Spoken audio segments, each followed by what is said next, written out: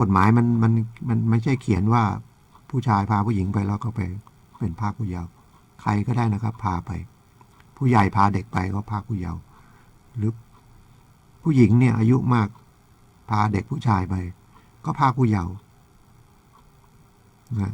ผู้หญิงพรากผู้เยาว์ก็พาผู้ชายไปพาเด็กผู้ชายไปเยาวชนผู้ชายไปหรือผู้ชายอาจจะโตแล้วหรือยังไม่พ้นเป็นผู้ใหญ่แล้วชวนเด็กไปจะเด็กเป็นผู้หญิงก็เด็กเป็นผู้ชายมันก็พรากผู้เยาว์นะครับก็ยอมความไม่ได้ก็มีโทษอยู่ดังนั้นให้ระมัดระวังเพราะบางทีเนี่ยเป็นเพื่อนกันเนี่ยเรียนหนังสือด้วยกันนะที่จริงก็ยินยอมพร้อมใจกันนะไปดูหนังดูอะไรไปแล้วเลยเถิดไม่กลับบ้านกลับช่องมานะครับอาจจะไปมีเที่ยวจนเพลินพ่อแม่เขาแจ้งเป็นคดีพรากผู้เยาว์ได้นะครับให้เลยเตือนลูกหลานด้วยอันนี้หมายถึงว่าลูกหลานเรายังเป็นผู้เยาว์อยู่นะครับก็คือไม่ถึง18แต่ถ้ามันพ้น18ไปเนี่ยถ้าเกิดมันถูกข่มขืนจริงๆถูกพรากผู้เยาว์จริงๆก็รีบแจ้งความทันทีนะครับทุกอย่างถ้ามันเกิดเหตุเนี่ยที่มันเราเห็นว่ามันไม่ชอบโดยกฎหมายมันละเมิดเราทางกฎหมายอาญาเนี่ยนะครับทุกอย่างนะครับถูกลักทรัพย์นะครับถูกบุกรุกถูกช่อโกงไปเนี่ยรู้ปุ๊บต้องแจ้งความนะครับเพราะถ้าไม่แจ้งความเนี่ยบางคดีเนี่ยมันเป็นคดีเป็นคดีที่ยอมความได้เมื่อเป็นคดีที่ยอมความได้แล้วเนี่ยอายุความมันนะครับมันมีแค่3 เดือนนับแต่วันรู้นะครับ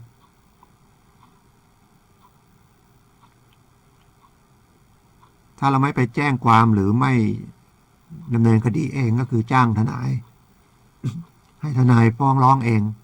คดีอาญานี่เราฟ้องเองร้องเองก็ได้นะครับทุกคดีนะครับที่เป็นคดีอาญายกเว้นเป็นคดีที่มัน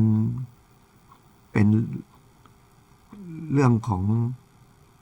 นะครับเป็นอาญาแผ่นดินนะครับอาญาแผ่นดินเหมือนเห็นเขาขี่จักรยานแล้วไม่สวมหมวกกันน็อกเราไปฟ้องคดีเองไม่ได้นะครับเราก็ต้องไปแจ้งความนะครับให้ตำรวจไปจับแต่มันต้องมีหลักฐานชัดเจนนะครับหรือแจ้งความเท็จเนี่ยพนักงานเป็นผู้เสียหายนะครับรัฐเป็นผู้เสียหายเราจะไปดำเนินคดีแจ้งความเท็จเนี่ยไปฟ้องร้องเองจ้างทนายฟ้องเองไม่ได้นะครับต้องไปแจ้งความไปร้องทุกข์ต่อพนักงานสอบสวนก็คือตำรวจนะครับมันมีคดีอย่างคดีแจ้งความเท็จเนี่ยมันต้องแจ้งความเท็จต่อพนักงานแล้วพนักงานเขาไม่ดำเนินการเนี่ยมันก็ทำอะไรไม่ได้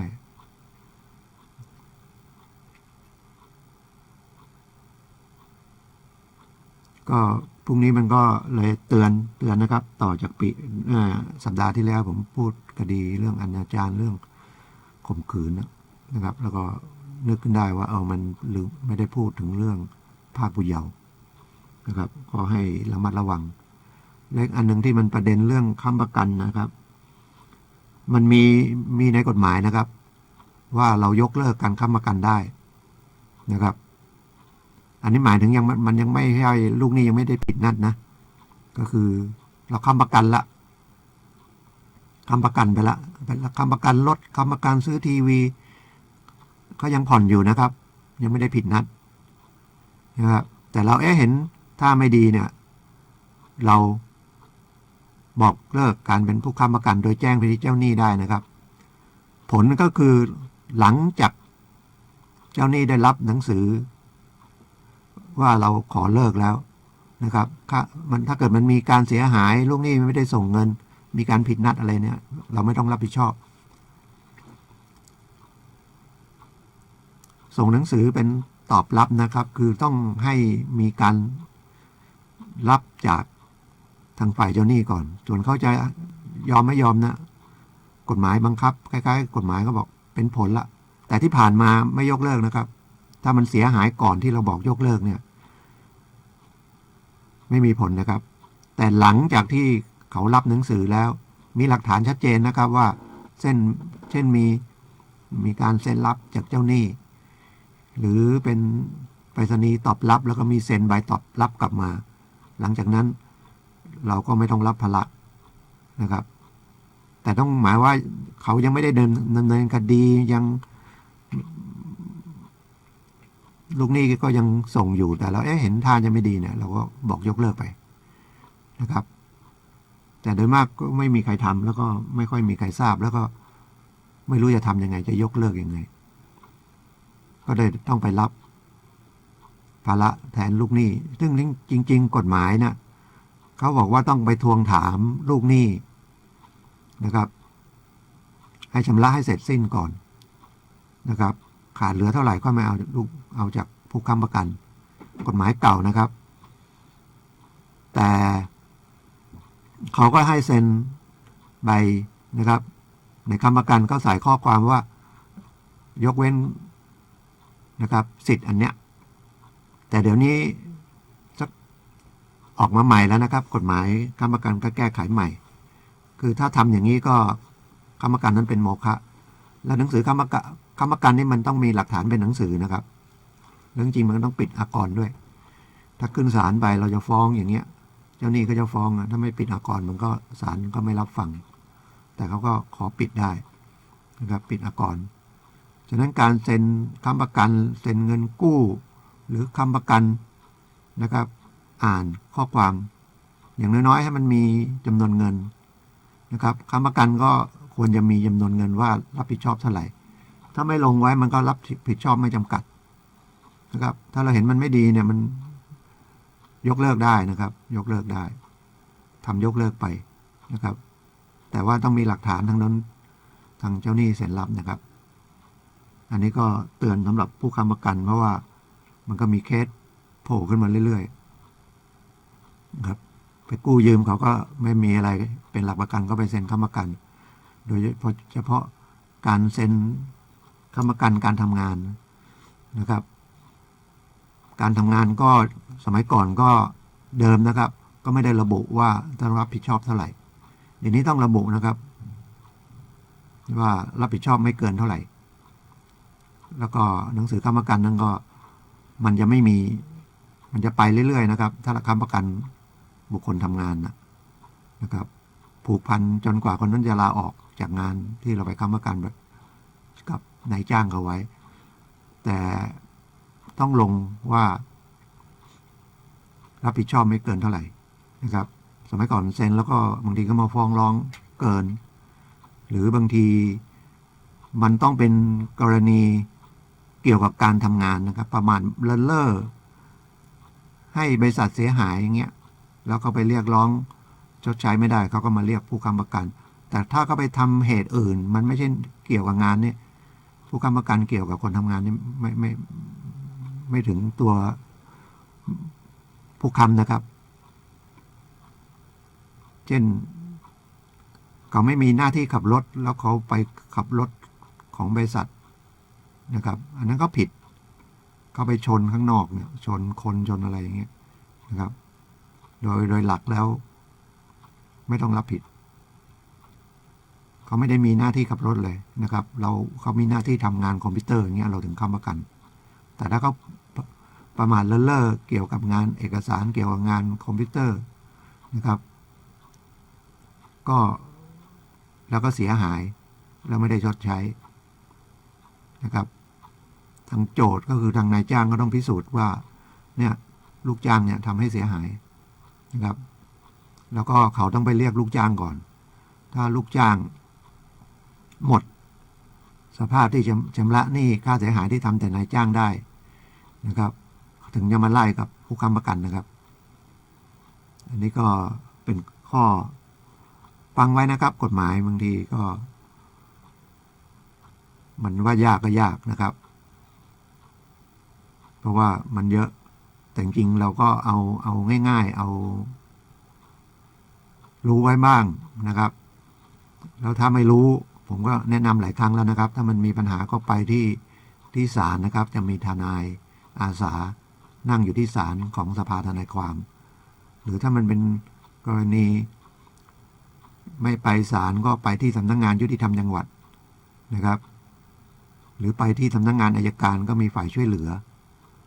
นะครับสำนักงานยุติธรรมจังหวัดก็เป็นส่วนหนึ่งของกรมเป็นส่วนงานของกรมคุ้มครองสิทธิ์นะครับ ก็ไปติดต่อหน่วยราชการอย่าไปกลัวว่าไปติดต่อยุ่งยากนะครับ เขาต้องพยายามให้ความรู้เรานะครับ หรือไปถามที่ศาลเลยที่ประชาสัมพันธ์ศาลก็มีนะครับ แต่เขาก็งานเยอะ แต่เขาก็จะมีแผนกนะครับ ถามที่ทนายก่อนนะครับ มันมีห้องทนายที่ศาลเราก็จะถามได้ทุกเรื่องนะครับ สอบถามนะครับ แล้วก็ไม่เสียค่าใช้จ่าย แต่ถ้าจะตกลงให้ทำงานเป็นฟ้องเป็นร้องหรือทำอะไรร้องมรดกอะไรเนี่ยคนที่นั่งตรงนั้นที่ให้คำปรึกษานี่รับไม่ได้นะครับ แต่เขาอาจจะแนะนำให้ไปพบทนายคนหนึ่งนะครับ เป็นมารยาททนายนะครับไปนั่งตรงนั้นก็คือเพื่อบริการนะครับ ไม่ใช่ไปถือโอกาสรับงานด้วยนะครับ ยกเว้นวันรู้ที่หลังแล้วก็ไปว่าเรื่องอื่นอย่างเงี้ยได้ติดต่อทนายนี่ได้ ไม่ใช่ว่าห้ามรับไปเลยทนายก็ต้องมีรายได้นะครับ เป็นอาชีพนะครับ มีค่าใช้จ่ายนะครับ ค่าตึกค่าบ้านค่าน้ำค่าไฟค่าแอร์ค่าเสมียนค่าคนงานค่าอะไรเยอะแยะนะครับกระดาษเอกสารเครื่องไม้เครื่องมือแต่ไปปรึกษาเนี่ยในระหว่างที่เขาทำหน้าที่ณวันนั้นน่ะมันจะมีเวรอยู่ก็ลงมาเขาก็ได้ค่ารถนะครับ ได้ค่าเสียเวลาจากสภาทนายความนะครับเชิญนะครับ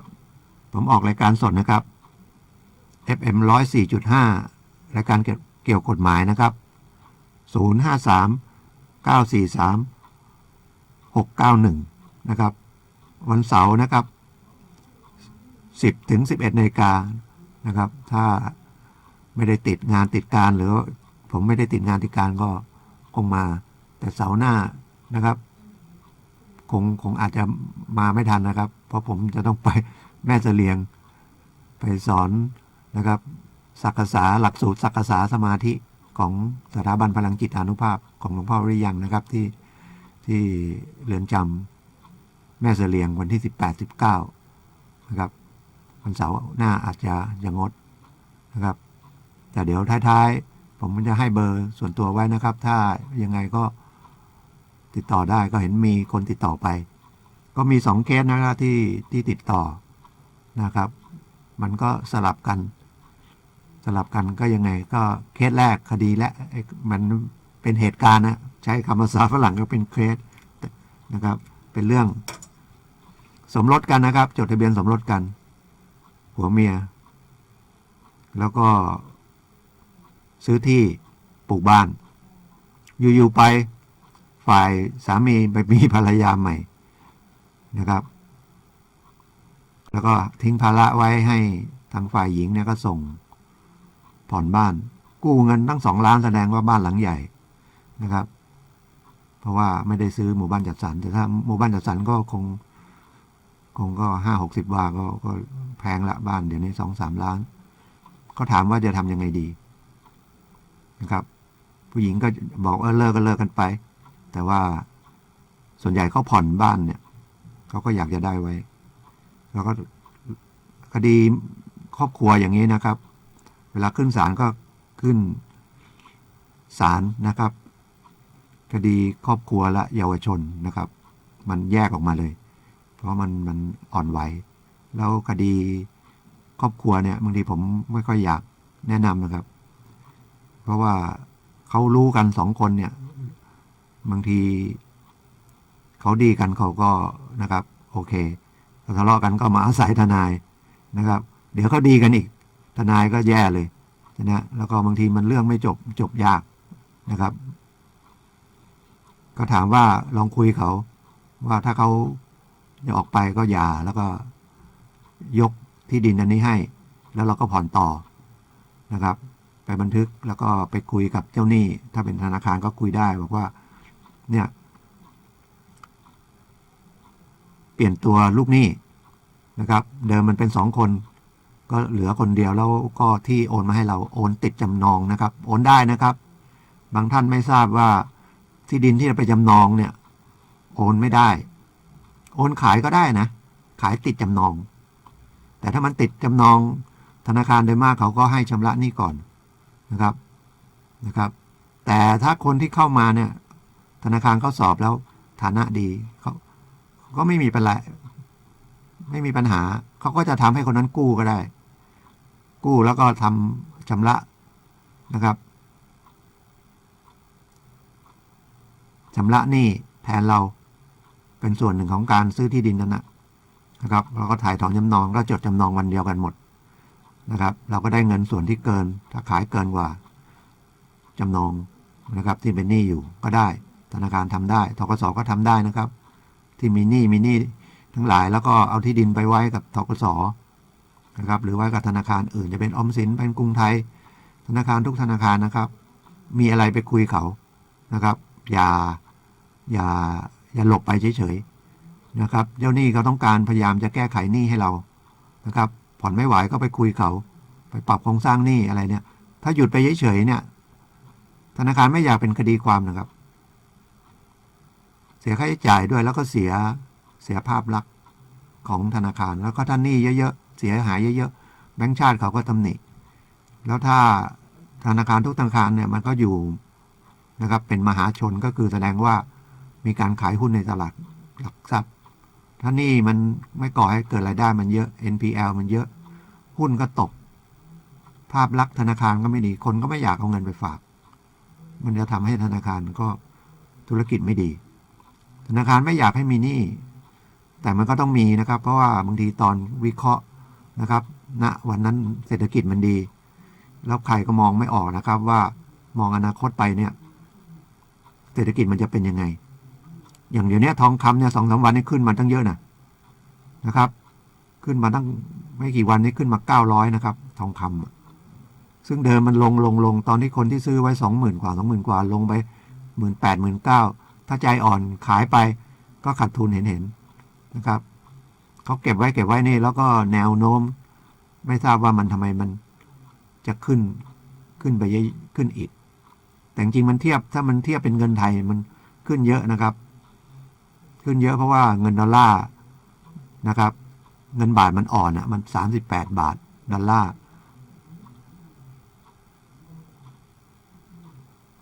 มันก็ทำให้เป็นว่าเงิน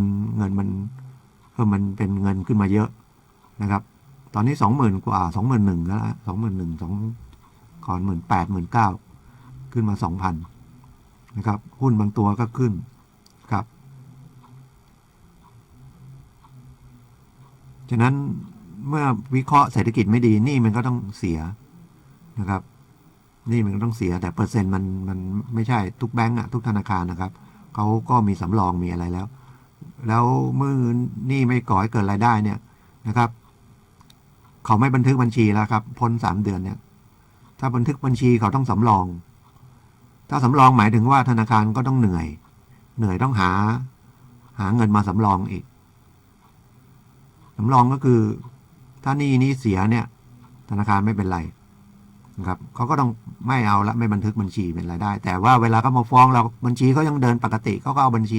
มาฟ้องเราเต็มนะครับแต่จริงๆธนาคารก็ไม่ได้เสียหายถึงขนาดนั้นนะครับก็อันนี้เราก็เป็นข้ออันนึงที่ว่าไปสู้คดีได้เหมือนบัตรเครดิตนะครับหรือกู้เงินส่วนบุคคลอะไรพวกเนี้ยนะครับก็เรื่องดอกเรื่องอะไรเนี่ยนะครับหรือบัญชีเดินสะพัดใช้เช็คเบิกเกินบัญชีเนี่ยใช้เช็คเนี่ยนะครับดอกมันหยุดนะครับ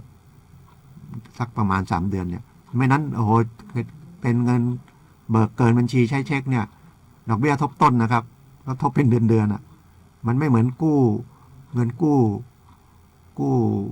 ชำระเป็นงวดซื้อสินค้าหรือไปปลูกบ้านปลูกอะไรเนี่ยมันผิดนัดมันถ้ายังไม่ผิดนัดก็ยังไม่ได้คิดดอกเบี้ยครับหรือคิดดอกเบี้ยก็ไม่ใช่คิดดอกเบี้ยทบต้นแต่ถ้าเป็นเงิน OD เนี่ยเงินเบิกเกินบัญชีเนี่ยนะครับเบิกเกินไปก็ดอกเบี้ยขึ้นแล้วก็ทบต้นด้วยนะครับมันก็ถ้าทิ้งไว้มันก็ ทับทับเป็นเรื่อยๆทบต้นหมายว่ากู้100,000ปีนึงดอกเบี้ย10,000กลายเป็น110,000พ้นไปก็เอา110,000เป็นต้นคิดดอกเบี้ยอีกครับถ้าเป็นระบบเช่าซื้อหรือที่เรียกไฟแนนซ์ก็ดูนะครับบางทีเขาก็ยังคิดระบบเก่าก็คือเอาดอกเบี้ยมารวมนะครับคุณจะกู้3 ปี36 เดือนเนี่ย3 ปีเขาคิดดอกเบี้ยไปแล้ว3 ปี100,000ถ้า10,000ก็เป็น30,000นะครับเป็น130,000แล้วก็เอา36หาร130,000ก็ผ่อนเดือนนะครับเท่าไหร่ก็ว่ากันไปแต่เดี๋ยวนี้ก็มีบางสถาบันนะครับก็คล้ายๆเอารถประกันอย่างเงี้ยนะครับเห็นอีกธนาคารหนึ่งนี่รับรถอย่างเดียวรถที่ผ่อนไปหมดแล้วอะไรแล้วอย่างเงี้ยนะครับไปหาเอาไปไว้ไฟแนนซ์มันก็อาจจะได้น้อยแล้วก็เสียแบบว่าคิดคำนวณดอกเบี้ยแล้วเสียเยอะธนาคารก็บอกว่าเอามาไว้แล้วก็คิดแบบว่าลดต้นลดดอกนะครับลองเข้าไปดูนะธนาคารก็แข่งขันกันเยอะนะครับแข่งขันกันเยอะนะครับเข้าไปแต่ทุกคนที่เข้าไปเนี่ยที่จะไปขอสินเชื่อธนาคารเนี่ยนะครับนะครับเราต้องมีการฝากเงินในบัญชีนะครับเขาจะได้รู้ว่าเรามีรายได้จริงๆแล้วเป็นลูกค้าธนาคารไหนเวลาเราจะกู้เงินก็ควรจะธนาคารนั้นนะครับแต่โดยมากจะไม่เปิดบัญชีเขาบอกมันไม่มีเงินเหลือเราจะไปเปิดบัญชีทำไมเปิดบัญชีแล้วก็เข้านะตั้งใจไว้นะวัน2 เดือนละ200-300 500อะไรก็ว่าไปแม้จะทำงานบริษัททำงานอะไรแล้วแต่มันต้องมีเงินออมนะครับเงินออมเนี่ยจะออมเท่าไหร่ถ้าไม่ออมในระบบของธนาคารก็ไปออมของการออมแห่งชาตินะรัฐบาลพยายามจะให้มีเงินออมนะครับเพราะเงินออมเนี่ยแหละก็เป็นกำลังอันหนึ่งที่ช่วยเหลือเรื่องเศรษฐกิจ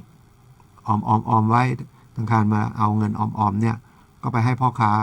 เพราะทุกคนเนี่ยมันไม่ใช่เป็นอาชีพพ่อค้าหมดพ่อค้าต้องใช้เงินทุนไปค้าขายนะครับ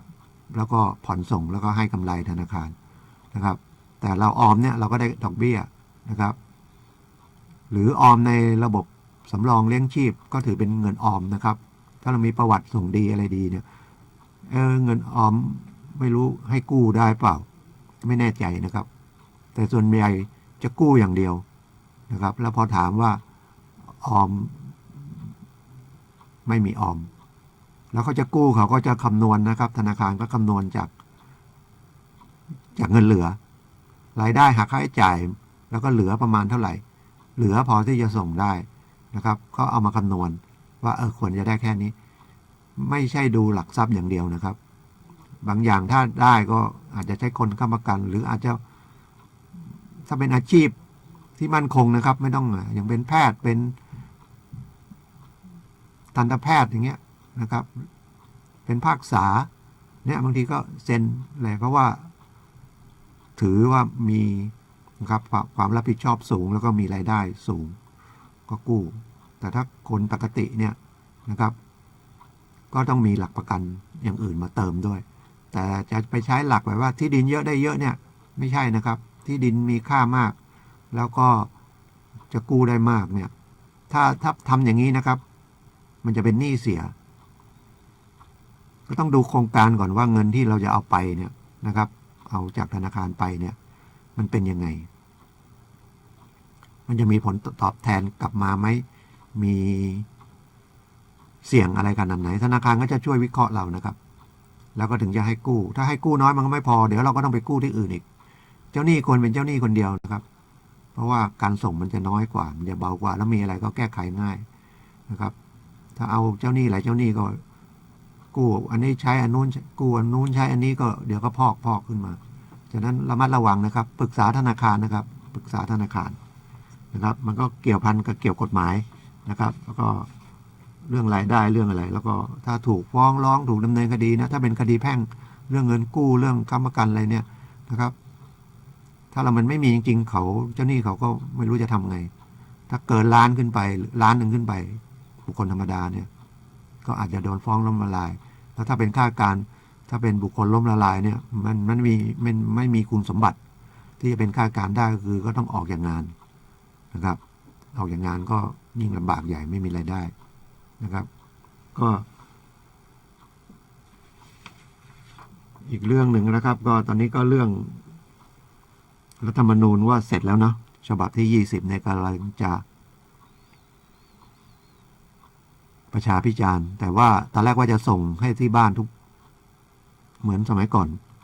เป็นรัฐธรรมนูญแต่คนไทยไม่ค่อยอ่านหนังสือนะยิ่งเป็นกฎหมายเนี่ยไม่อ่านนะครับไม่ค่อยชอบอ่านหนังสือแล้วก็อ่านยากแล้วก็มี280กว่ามาตรามันเยอะแม้แต่นักกฎหมายบางทีก็ยังอ่านไม่ค่อยเข้าใจเลยครับเขาก็เลยจะเอาไปไว้ที่ส่วนราชการนะครับใครอยากดูก็ไปดูอาจจะไปไว้ที่อำเภอไว้ที่อบตอบจหรือห้องสมุดหรือโรงเรียนนะครับทำแค่ล้านฉบับส่งไปก็ไปดูนะครับแล้วอันไหนมันแต่ว่าเห็นบางอย่างที่ว่ากำลังวิจารณ์อยู่เนี่ยก็จะมีแก้ไข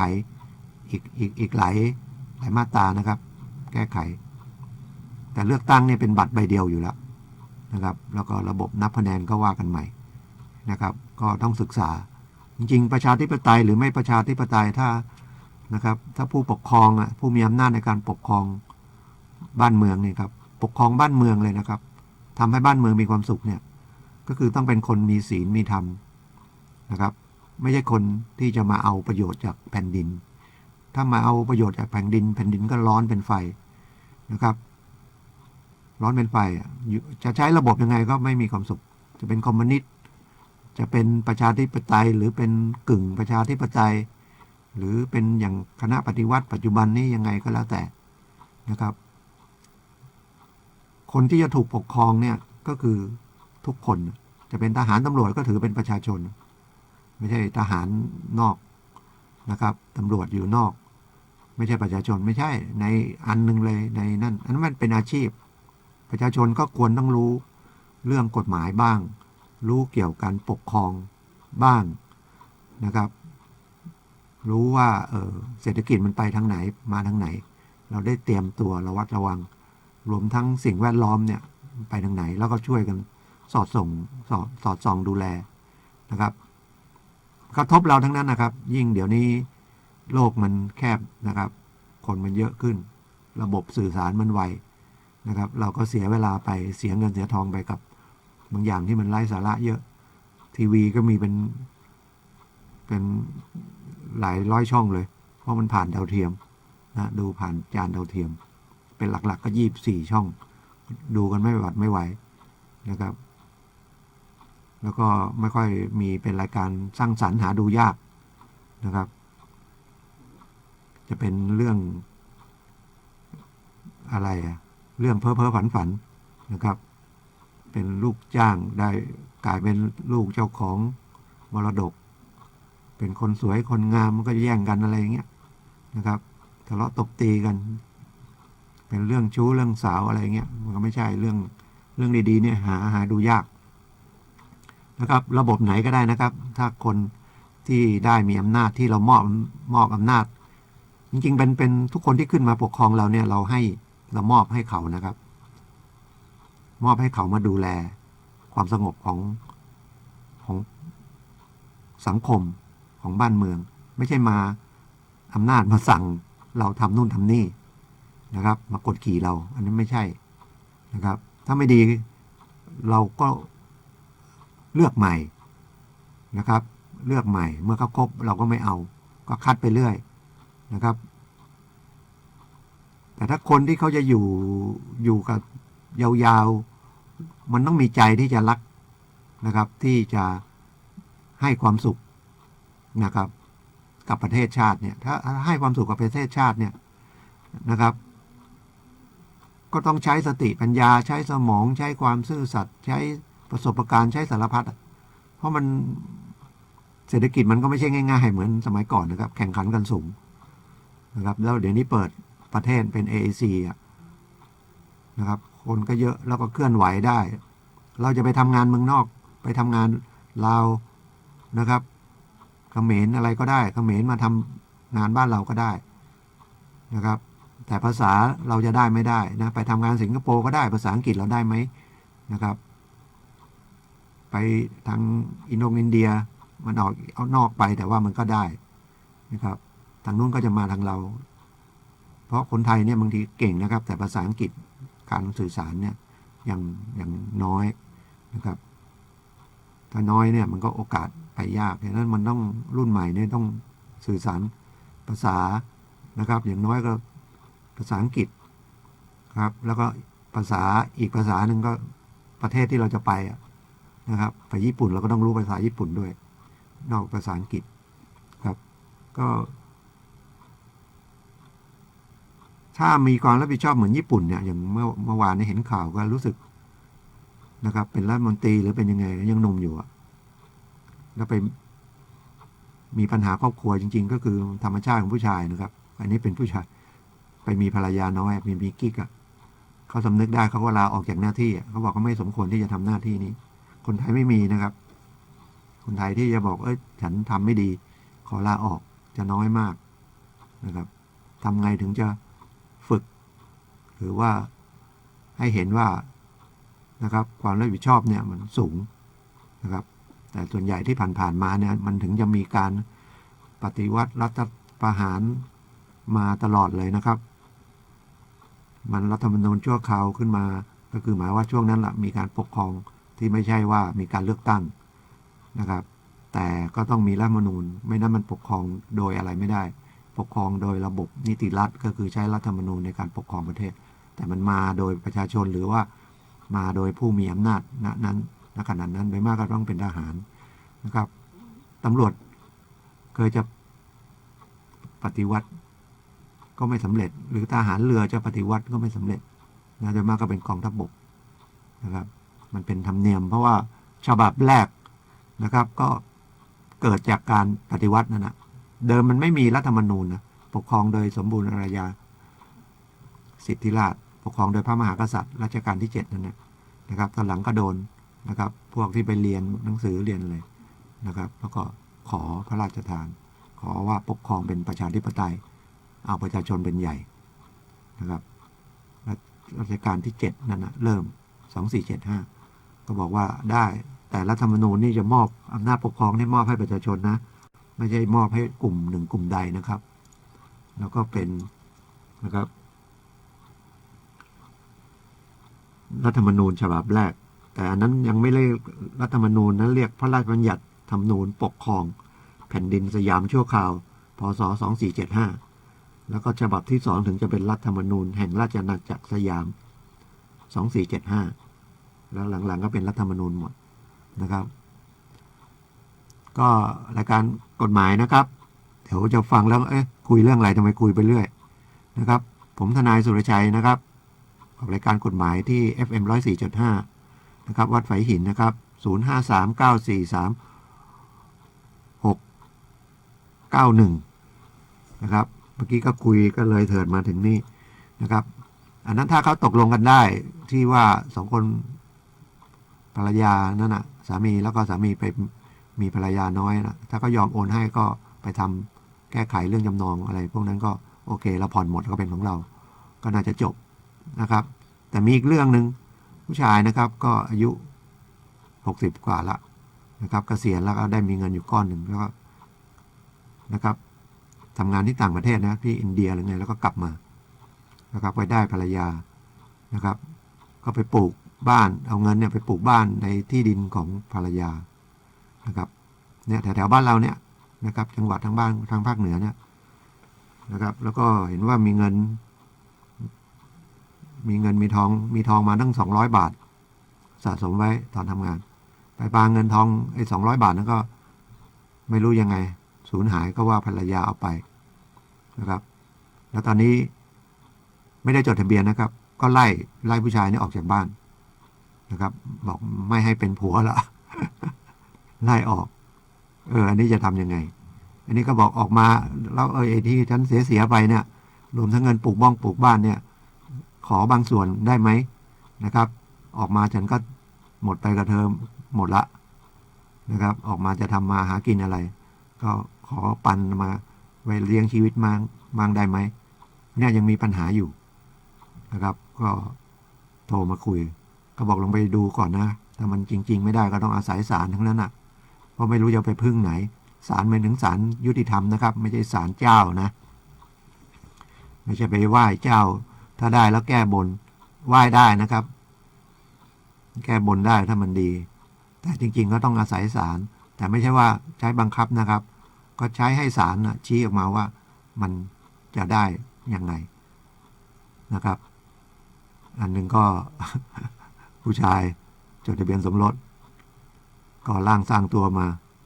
แต่ผู้หญิงเป็นฝ่ายผ่อนบ้านมั่งมากกว่าด้วยผู้หญิงก็ทำงานด้วยอยู่ไปมีภรรยาน้อยเฉพาะอะไรก็แล้วแต่ไม่ว่ากันนะครับเป็นเรื่องส่วนบุคคลนะครับก็แก้ไขได้ว่าลองไปคุยกับธนาคารได้แล้วให้คุยกับสามีหย่ากันก่อนแล้วก็ให้โอนที่มานะครับมาเป็นของเราแล้วก็หย่าแล้วก็บันทึกว่านี่ให้คุณรับผิดชอบบันทึกหลังหย่านะครับมันจะมีสัญญาหลังหย่านะครับต้องบันทึกไว้นะครับลูกอย่าให้ใครทรัพย์สินอย่าให้ใครหนี้สินใครจะรับผิดชอบโดยมากไปจดทะเบียนหย่าเนี่ยแล้วพนักงานปลัดเนี่ยหรือนายอำเภอเขาถามว่าจะบันทึกอะไรไหมไม่บันทึกเขาจะเขียนเรื่องหนี้สินไม่บันทึกเรื่องบุตรไม่บันทึกถ้าไม่บันทึกมันก็ต้องมาว่ากันข้างนอกเองมันว่าตามสัญญานั้นไม่ได้ถ้าบันทึกแล้วมันผิดสัญญาหลังหย่านั้นก็ฟ้องร้องให้เขาบังคับตามนั้นได้เหมือนว่าหย่ากันแล้วผู้ชายจะส่งเสียเดือนละ5,000สมมุติอย่างนี้เนาะเพราะเราเลี้ยงลูกให้ลูกอยู่ในฝ่ายหญิงนะครับเขาทำงานนะครับเราตกลงคุยกันแล้วอยู่กันไม่มีความสุขก็หย่านะครับก็บอกนั้นหย่าก็หย่าจะส่งเลี้ยงลูกเดือน5,000จนกว่าลูกจะจบปริญญาตรีอะไรเงี้ยแต่บางทีทำไปแล้วก็ไม่ส่งก็ต้องบังคับต้องไปฟ้องร้องเอานะครับส่วนเขาจะรับผิดชอบได้ไม่ได้ความรับผิดชอบมันก็ต้องอยู่ที่ฐานะการเงินกับความรับผิดชอบในใจเขาด้วยนะครับบางทีเขาก็รับคนที่รับง่ายๆเนี่ยระวังนะครับให้อะไรก็รับไปแล้วเขาก็ไม่ปฏิบัติตามนั้นนะครับอันนี้ต้องระวังแต่ถ้าเขารับแล้วอยู่ในฐานะที่เขารับผิดชอบได้นะครับก็แล้วก็มีความรับผิดชอบในใจนะครับมันจะสำคัญกว่าเอกสารหนังสือทั้งหมดนะครับเขาก็ส่งลูกส่งอะไรเรียนแล้วก็จบกันถ้าไม่ได้ก็ต้องว่ากันมันจะมีนะครับการหย่านะครับแต่ลายที่ว่าไปปลูกบ้านในที่ภรรยาเนี่ยโดยหลักนะครับบ้านนั้นนะครับมันเป็นส่วนควบของที่ดินนะครับมันก็เป็นบ้านของเจ้าของที่ดินเป็นของเจ้าของที่ดินไปแต่นี่มันพิสูจน์ได้นะครับว่าจริงๆผู้หญิงไม่ได้มีอะไรเลยแล้วเอาเงินเรามาปลูกนะครับแต่ว่าศาลจะสั่งยังไงก็ว่าถ้าไม่ได้จริงก็ต้องสั่งให้ขายทอดตลาดเอาเงินนะครับแต่ที่ถูกเนี่ยผู้หญิงก็ต้องคืนค่าบ้านให้เขาเพราะตัวเองได้บ้านไว้นะครับแล้วก็ไม่ใช่เป็นความผิดนะครับแล้วการสมรสเนี่ยการอยู่ด้วยกันเนี่ยอยู่กินเป็นผัวเมียกันเนี่ยจะจดทะเบียนสมรสหรือไม่จดทะเบียนสมรสนะครับไม่จดทะเบียนสมรสก็ถือเป็นหุ้นส่วนนะครับทรัพย์สินที่มันได้เกิดขึ้นมานะครับก็แบ่งคนละครึ่งต้องแบ่งกันนะครับจะจดทะเบียนไม่จดทะเบียนสมรสก็แล้วแต่นะครับทั้งสมรสเนี่ยนะครับถ้าจดทะเบียนสมรสเนี่ยมันเป็นเรื่องนะครับให้บุคคลภายนอกรู้ด้วยว่า2 คนนี่เป็นสามีภรรยากันนะครับแต่ไอ้ฐานะส่วนตัวมันก็ไปทำงานเรื่องส่วนตัวบางทีจดทะเบียนสมรสแล้วไอ้เงินเนี่ยแทนที่จะใช้ในบ้านไปเป็นหนี้จากการพนันอย่างเงี้ยมันไม่ผูกพันนะครับไม่ผูกพันสามีนะครับสามีไปเล่นการพนันนะครับไปเสียหายทางการพนันเนี่ยจะมาให้ภรรยาร่วมรับผิดชอบไม่ได้นะครับไม่ได้เจ้าหนี้อย่ามาฟ้องทั้งสามีทั้งภรรยาไม่ได้นะครับหรือไปฟ้องทั้งภรรยาทั้งสามีเนี่ยไม่ได้นะครับแล้วก็ทรัพย์สินที่ได้มาเนี่ยหลังสมรสเนี่ยนะครับบางทียังเข้าใจไม่ค่อยตรงกับที่กฎหมายบัญญัติไว้นะครับกฎหมายบัญญัติไว้มันมีสินส่วนตัวกับสินสมรสสินส่วนตัวก็คือสินที่มีก่อนสมรสสมัยก่อนเรียกภาษากฎหมายเดิมเรียกว่าสินเดิมนะครับก็สินที่เรามีก่อนสมรสจะเป็นที่ดินของเรานะครับเป็นรถยนต์ของเราเป็นเรือ นะครับ แล้วก็รวมทั้งเครื่องใช้ส่วนตัวของส่วนตัวเครื่องประดับอะไรเงินฝากบัญชีอะไรเนี่ยนะครับ เงินฝากอะไรพวกเนี้ยมันมีอยู่ก่อนสมรสก็เป็นมีก่อนสมรสบางคนถ้าเขานั่นเขาก็จะบันทึกสัญญาก่อนสมรสไว้ก็ได้นี่ทรัพย์สินเนี่ยจะได้ไม่ต้องมาทะเลาะกันนะครับมันมี3ตัวนะครับสินที่มันทรัพย์สินที่มันมีก่อนทรัพย์สินส่วนตัว และทรัพย์สินที่ได้มานะครับได้มาระหว่างสมรสน่ะแต่จะเป็นมรดกถ้าเป็นมรดกของเราก็คือเป็นของเรานะครับไม่ตกเป็นของอีกคู่สมรสนะครับมรดกที่ได้มาหลังสมรสหรือมีคนเอาของให้โดยเสน่หาพี่ป้าน้าอานะครับยกที่ดินให้โดยเสน่หายกให้เราก็เป็นของเรานะครับไม่ใช่เป็นของอีกฝ่ายหนึ่งนะครับยกเว้นนะครับถ้ายกให้แล้วก็บันทึกไว้ว่ายกให้เป็นสินสมรสคือยกให้ทั้ง2ฝ่ายทั้งฝ่ายหญิงฝ่ายชายนั่นก็เป็นถ้าได้มรดกจดทะเบียนสมรสแล้วนะครับเราได้มรดกนะครับของพ่อของแม่เราก็เป็นของเรานะครับไม่ใช่เป็นของอีกฝ่ายหนึ่งนะครับหรือไม่มรดกพ่อแม่ให้เราก็เป็นของเรานะครับจะทางเป็นฝ่ายหญิงฝ่ายชายก็ไม่นะครับสินสมรสหมายถึงทรัพย์สินที่มันหามาด้วยกันนะครับงอกเงยเพราะทำมาหากินด้วยกันนะครับแต่บางคนบอกภรรยาไม่ได้ทำงานเลย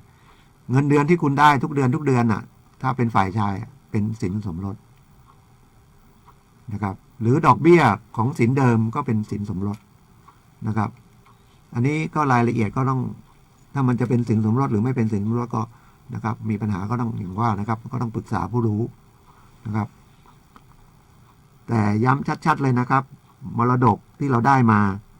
นะครับหลังสมรสแล้วของใครของมันนะครับหรือมีคนใจดียกของให้เราก็ของใครของมันนะครับไม่เกี่ยวไม่เป็นสินสมรสนะครับยกเว้นเขาให้แล้วเขาระบุว่าเป็นสินสมรสหรือถ้าได้ทางพินัยกรรมแล้วเขียนว่ามรดกนี้ให้เป็นสินสมรสก็เป็นสินสมรสนั้นอย่าไประมัดระวังบางทีกลัวไม่อยากจดทะเบียนสมรสแต่จริงๆไม่จดทะเบียนสมรสมันก็เป็นหุ้นส่วนนะครับแต่มันพิสูจน์ยากหน่อยนะครับแต่มันก็ไม่ยากนะครับพิสูจน์ได้นะครับว่าคุณไม่มีอะไรเลยแล้วอยู่ดีมันมีขึ้นมาเนี่ยนะครับมีรถมีอะไรเนี่ยบางทีซื้อรถเงินผู้หญิงแต่ผู้ชายบางทีผู้หญิงตอนนั้นรักกันไปใส่ชื่อเธอก็ได้แต่พิสูจน์ได้ผู้ชายไม่ได้มีรายได้เลยนะครับแต่แล้วเป็นเงินส่วนตัวเราที่ได้มานะครับที่ได้มาเราไปซื้อนะครับแต่มันก็พิสูจน์ยากเพราะว่าถ้าไปจดทะเบียนเป็นของนั้นแล้วเขาไปขายเมื่อไหร่ก็ได้นะครับหรือเรามีที่ดินได้มรดกมาให้มานะครับไม่ได้มาแล้วก็เราก็ใจดีไปใส่ชื่อนะครับคู่สมรสอันนั้นละเท่ากับเรายินยอมให้เขาเป็นนะครับเป็นไปละแต่ถ้าจะมาขอว่านะครับในฐานะคู่สมรสเรามาขอในทรัพย์สินส่วนเดิมเนี่ยส่วนที่เป็นสินส่วนตัวเนี่ยว่าขอใส่ชื่ออย่างมีที่ดินอย่างเงี้ยแล้วขอใส่ชื่อร่วมเนี่ยถ้ามันไม่ใช่หามาด้วยกันเนี่ยเราปฏิเสธได้แต่ถ้าหามาด้วยกันคือเป็นสินสมรสเนี่ยถ้าไม่ให้เขาก็อาจจะไปฟ้องว่าต้องให้ใส่ชื่อร่วมได้นะครับฟังแล้วอาจจะงง เอาสั้นๆนะครับถ้าเป็นของเราก็เป็นของเรานะครับยกเว้นของที่ทำมาหาได้มาระหว่างสมรสก็เป็นของทั้งคู่แต่ถ้าตายไปแล้วมันเป็นมรดกก็ว่ากันอีกเรื่องนะครับอันนี้ก็ใกล้เวลาละวันที่14พรุ่งนี้นะครับวันอาทิตย์ขออนุญาตนะครับขออนุญาตประชาสัมพันธ์งานของพระอาจารย์หลวงพ่อนะครับพรุ่งนี้เปิดปฐมนิเทศนะครับไปได้เลยนะครับตั้งแต่9 นาฬิกาแล้วกันนะครับจริงๆโปรแกรมมันประมาณ8 นาฬิกานะครับไปปฐมนิเทศนะครับก็ถ้ายังไม่ได้สมัครก็ไปร่วมงานได้เลยนะครับเตรียมบัตรประชาชนทะเบียนบ้านไปรูปถ่าย1 นิ้วไป2 รูปถ้ามีรูปถ่ายก็เตรียมไปด้วยไปสมัครเลยแล้วปฐมนิเทศเลยนะครับแล้วก็จะได้รู้ว่าจะมีการบรรยายหลักสูตรนะครับปฐมนิเทศก็คือว่า ใช้เวลาเรียนยังไงเรียนยังไงรายละเอียดยังไงนะครับแล้วเรียนเมื่อไหร่จบเรียนอะไรบ้างนะครับจะได้รู้ชัดจะได้ตัดสินใจได้เรียนเชิญนะครับวันที่14พรุ่งนี้ทุกสาขาทั่วประเทศสถาบันพลังจิตอานุภาพนะครับเปิดประถมนิเทศนะครับรุ่นที่38รุ่นวรวุฒินะครับความรู้อย่างประเสริฐนะครับเชียงใหม่ก็สาขา24นะครับบ้านศรีสุกรีวรุณนิเวศนะครับวรุณนิเวศซอย1นะครับข้างหน้าก็คือกาดวรุณนะครับหรืออนุบาลมยุรีนะครับเข้าไปนะครับเห็นป้ายอนุบาลมยุรีก็เข้าไปนั่นแหละซอยอนุบาลมยุรีก็ได้ซอยกาดวรุณก็ได้เข้าไปซอย1นะครับ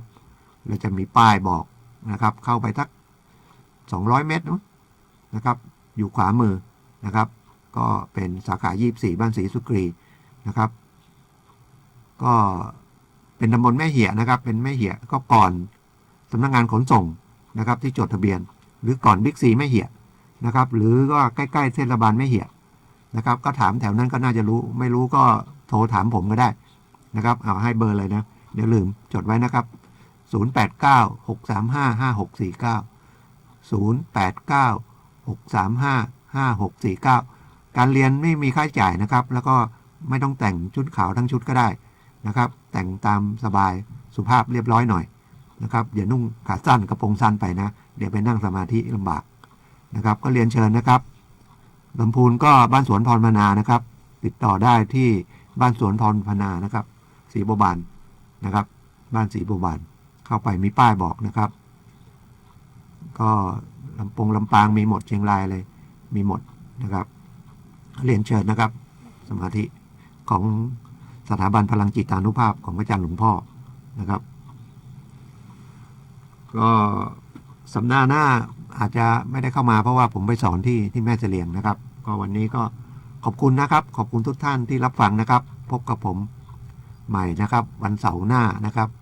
เอาเสาร์หน้าอาจจะข้ามไปก็อาจจะเป็นวันที่27นะครับมา10 ถึง 11 นาฬิกานะครับขอบคุณครับสวัสดีครับ